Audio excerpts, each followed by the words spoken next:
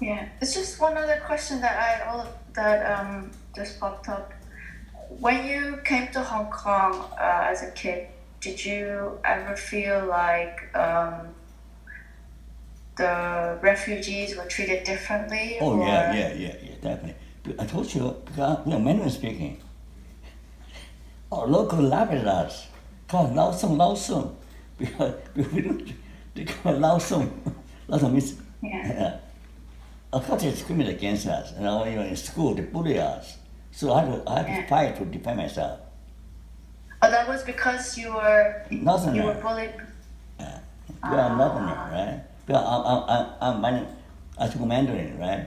That's, yeah, it's just there's always a conflict between mainlanders and Hong Kongers that will go way yeah, back, even in the 50s. 50s, the locals felt ambivalent to us.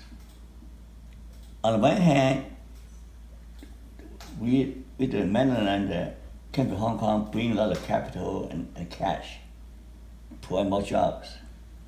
On the other hand, we compete with the locals. So the locals feel ambivalent. I mean, never open up. they don't they don't receive us with open arms.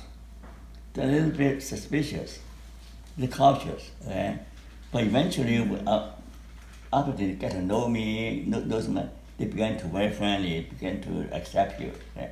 But in the beginning, it's tough because they don't trust mainlanders. Even now, they still don't trust mainlanders. When the mainlanders yes. buy up all the things in Hong Kong and ship in China, so Hong Kong people left with shortage.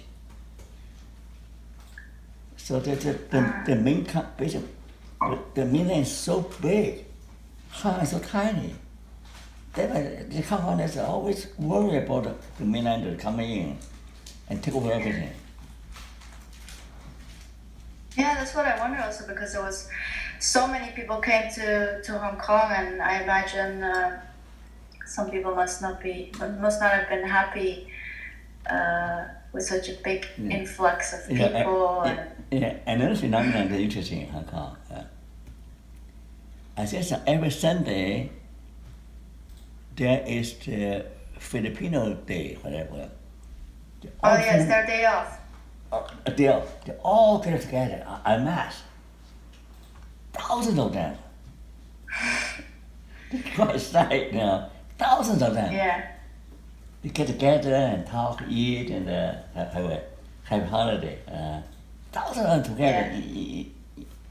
They're quite a sight. yeah. It's so nice. I like watching them when they dance. They listen to music. Yeah. But it's difficult for them now during COVID because many employers will not let their helpers go out. They're just stuck inside. Yeah, but And sometimes quite harsh. Even now, you know, the home helpers from Philippines are having a hard time, really hard time. Yeah. And now Hong Kong government ordered all the helpers to get tested for COVID. Yeah. Only helpers, because they say they are the ones who have the social activities, whereas actually all Hong Kongers now, even with COVID, have social activities. They're not the only ones. Anyway, that's a different story. But we all have our stories in Hong Kong, and we all have our stories. I just feel like sometimes they're treated unfairly. Yeah, but still Hong Kong the Cantonese still locals. You know, the locals. I mean, the locals should appear. They're always there. The locals, okay. The locals are originally. It's also from people from Canton. That's why it's Cantonese, right? Yeah. Yeah. They settled in Hong Kong for hundreds of years. Okay? So Hong Kong was colony for 150 years. The British did a good job, you know, in managing Hong Kong. Yeah. So the people are used to the freedom, democracy, and they know this is part of life. And now, communists try to impose dictatorship, on Hong Kong people. It will never work. I think, yeah, that's why there are also Hong Kongers now who want to leave. Oh, that's why Canada, UK, and many other countries open doors to the Hong Kongers. Because the people who take part in the protest, they're all blacklisted. They were arrested one of these days. So if they don't leave, they'll be arrested sooner or later. Yes. Did, I wanted to, yeah. Go ahead. Yeah, I wanted to ask you because the reason I'm interested in this topic is because I think you can learn a lot about Hong Kong's situation now by looking at history. Exactly. You can never understand. You can never understand Hong Kong's unrest if you do not know the history in the 50s. Yeah, exactly. That's why I'm so interested in people from mainland China who came to Hong Kong as refugees, and I'm trying to talk to people and I'm researching. You talk to many people, you'll find out will support my experience. Okay. Yeah. I was wondering actually, do you know people in Hong Kong, other people I could talk to? I'm always happy to talk to Yeah, new it's people. all my friends, I don't know what I'm going to talk to you now. They're all old people now. See, I'm old, right? I'm old. Well, that's not a problem. my And opinion. also if they don't speak English, that's not a problem either because I have teammates who speak either Mandarin or Cantonese. So anyway, if you think of anyone, I'm always very grateful because I really want to learn and I'm really interested in this and of course I'm not a Hong Konger, so I need to speak to a lot of people. So if you read an article, you have to be careful because you might get arrested. Yeah, I need to be careful. So I don't know yet how I will do it, but yeah, safety is number one. Not just my safety, even more the people who I interview. Well, I don't care.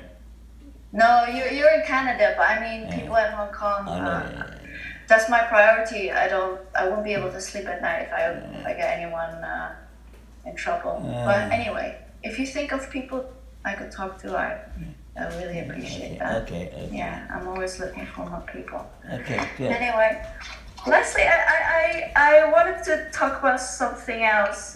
Just out of curiosity, I won't be writing anything about this soon. Actually, I don't write much as a journalist. I do mostly video. At the moment, like I said, I work for the news agency and I'm mostly editing videos. I'm mostly stuck at the office now. And the project I'm working on is next to my job because I'm so interested in this and I find it more interesting than my job. So, so yeah, I'm not gonna do anything with this, but I do. Yeah, I was reading about your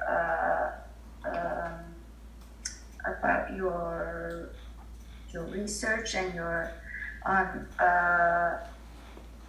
existential positive psychology. And it's quite interesting. I think I read the article you sent me, and also was it BBC article also?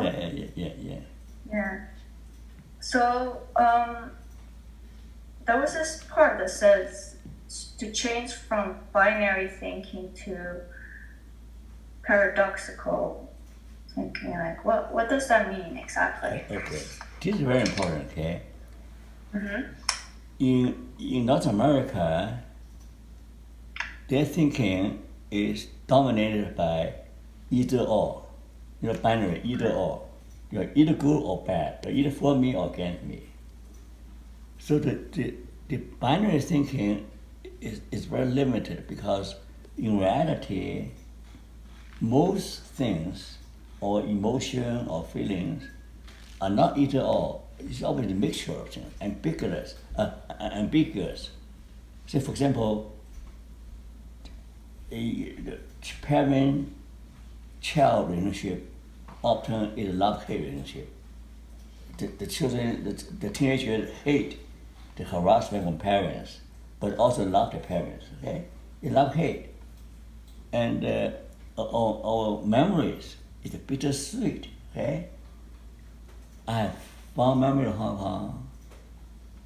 Very happy memory about Hong Kong, but also bitterness that all of us are refugees from common persecution. There's always a sense of bitterness with the sweetness, the bittersweet memory. So most things in life is not either or, but both. Okay. So the paradoxical dialectic thinking of Lao Tzu is new to the West. Lao Tzu says that everything in life is paradoxical. You want to win, to succeed, learn how to lose. You don't know how to lose, you know how to win. You want to be happy, know what sorrow is. If you do not know sorrow, poverty, hardship, you do not appreciate good things in life. You don't know what happiness is. That's why so many of my clients have problems. They have everything, but they're so miserable because they don't know what happiness is. They really don't. They want to ask help, but they have never suffered. I say, if you do not know suffering, you don't appreciate happiness.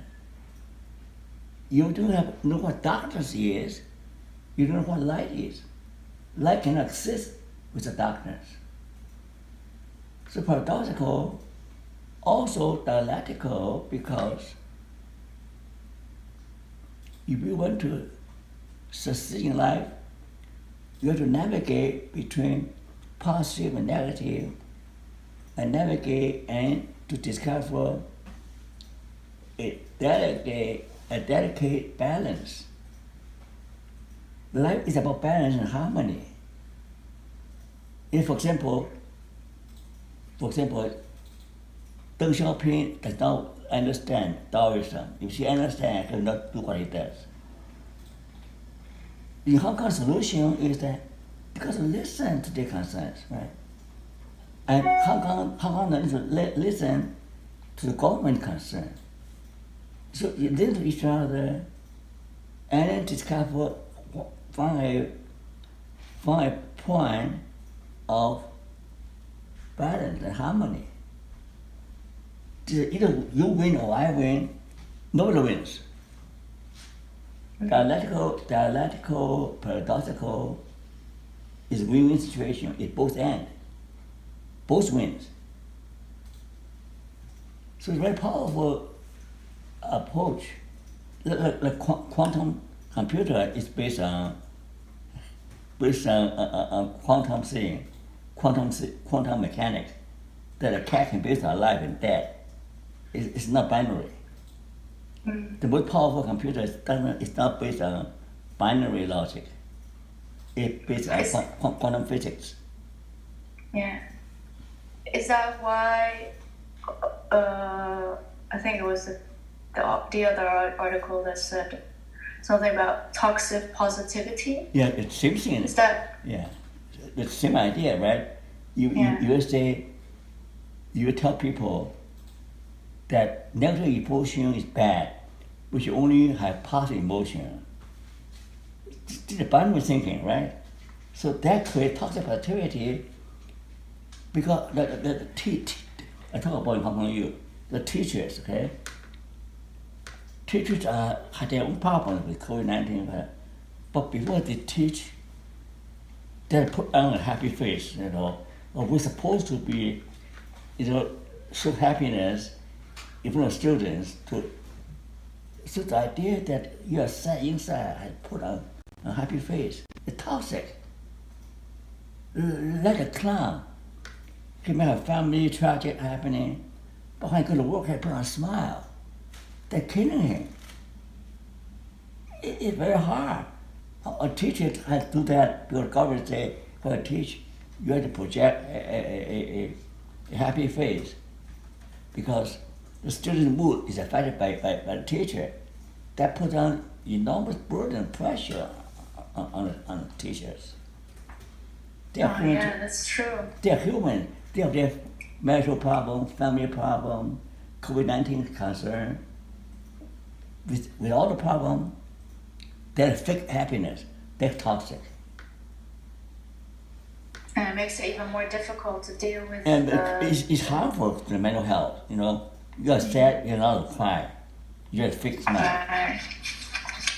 That's why I say, I read about, I say, it's cool to be sad. But into this climate, into this environment, feeling sad actually is the most adaptive response.